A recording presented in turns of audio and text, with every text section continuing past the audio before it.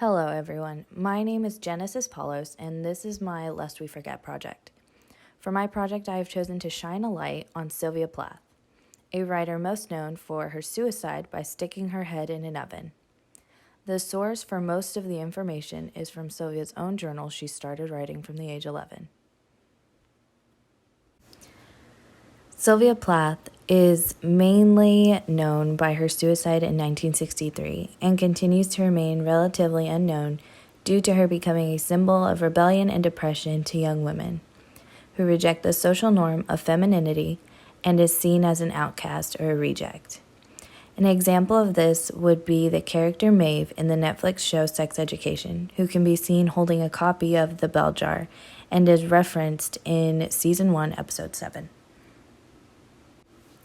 Sylvia Plath was born in 1932 in Massachusetts. She began publishing poems and stories at a young age, publishing her first poem at only 8 years old, and her first short story in 17 magazine while she was still in high school.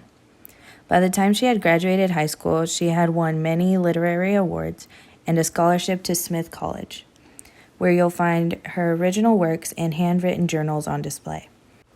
She was also a Fulbright scholar in Cambridge, England. Then she met and married Ted Hughes in London in 1956. Sylvia and her husband then moved back to the States and she became an instructor at Smith College.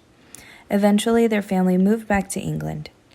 She continued writing poems and wrote her novel The Bell Jar under the pseudonym Victoria Lucas in England 1963.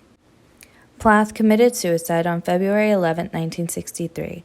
Her collected poems, published posthumously in 1981, won her the Pulitzer Prize, and she became the first to ever win the prize after her death. Plath's place in American history comes from her writing. She shows the hardship of being a woman in the mid-20th century, a time where women were re-entering the workforce and men were returning from war to return to the workforce. Plath was also able to shed light on the treatment of psychiatric patients and opened a door for studies on creativity and psychopathology. Plath wrote based on her personal attachment to her work, and when you look at her work and line it up with her life, it becomes easier to see why she is so important to American literature. Sylvia's best-known works, Daddy, Lady Lazarus, and The Bell Jar, express the alienation and self-destruction many today can still relate to. It was no secret that Sylvia Plath struggled with mental illness. In her poem, Daddy, she compares her father to a black shoe and a Nazi. She just wants to be free of his oppression, but even in his death, she still felt the weight of him, and even in her marriage, there was nothing good for her. The death of her father left her with longing for appraisal and recognition. She felt neglected by her mother, and this all led to her being hypnotized to make it think it was because of her commitment to her writing, said a study done in 2018 over the treatment of Sylvia Plath and Virginia Woolf. While many still don't know Sylvia Plath, even fewer know that in her suicide she sealed the room between her and her children with towels and cloths and tape.